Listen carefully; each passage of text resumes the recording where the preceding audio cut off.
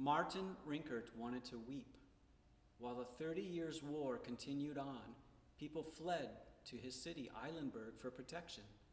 You see, people felt safe as it was surrounded by a wall. But times grew tough. Wherever Martin looked, the victims of hunger, poverty, and bloodshed were across the city streets. He and his wife took in many refugee families who came to the city.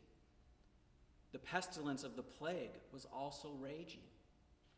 In 1637, 2 Lutheran pastors died because of the disease. This left Martin to minister to the city all by himself. And at times, he buried up to 70 people a day, including the day when the plague took his wife. Little did he know that he would bury over 4,400 people in his town before it was all over. You may not think there was anything to which to give thanks, but they did have food and shelter, but most importantly, they had Christ, who had gone all the way to the cross for all the victims of this horrid war. If anyone's cup of suffering was overflowing, it was Martin's. Yet the sorrow he endured never eclipsed his faith and his hope.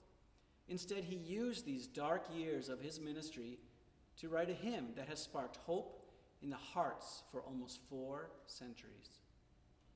It was during this same period that the table prayer, which he wrote for his children before the noontime meal, came into print. Now thank we all our God. With the world unraveling around him, Martin refused to bow to despair. Instead, he praised God, thanking for the countless gifts of love and the wondrous things that God has done. Martin lived to see the end of the 30 Years' War. He recalled that when the war ended, he never ceased to give thanks for blessed peace. When the Peace of Westphalia was concluded, the hymn sung in celebration was none other than "Now Thank We All Our God." The tune, composed by Martin's contemporary, Johann Kruger, has been borrowed by hundreds of composers, from Bach to Mendelssohn and more. Most of us have experienced times of grief, rejection, and pain from which we thought we might never emerge. Fortunately, Martin's hymn is still available to us. It is rooted in the relationship of Christ's love for me and for you and for all.